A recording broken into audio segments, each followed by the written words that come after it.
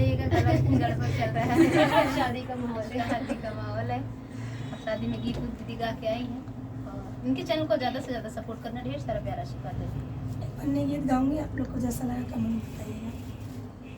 बन्नी घूम रही फुलवा के बाग, काहे को तोर मनवा उदास। बन्नी घूम रही फुलवा के बाग, काहे के तोर मनवा उदास। बन्नी घूम रही फुलवा के बाग, काहे के तोर मनवा उदास। पापा छूट जइहे है हो, मम्मी छूट जइहे नगरी तोहार, यही से मोर मनवा उदास। पापा छूट जइहे है हो, मम्मी छूट जइहे नगरी तोहार, यही से मोर मनवा उदास। बन्नी घूम रही फुलवा के बाग, काहे के तोर मनवा उदास। चाचा घूम रहे बनु, चाचा छूट जइहे नगरी तोहार, चाची छूट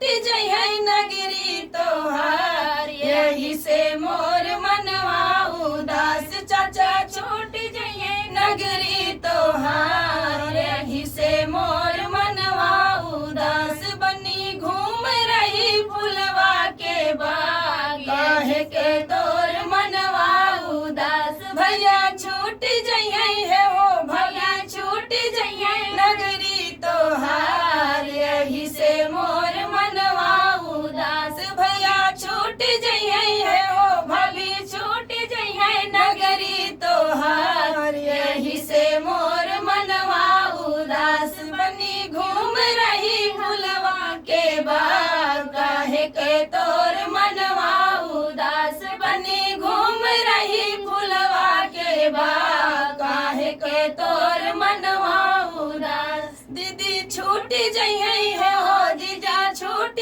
जइहे सतवा तो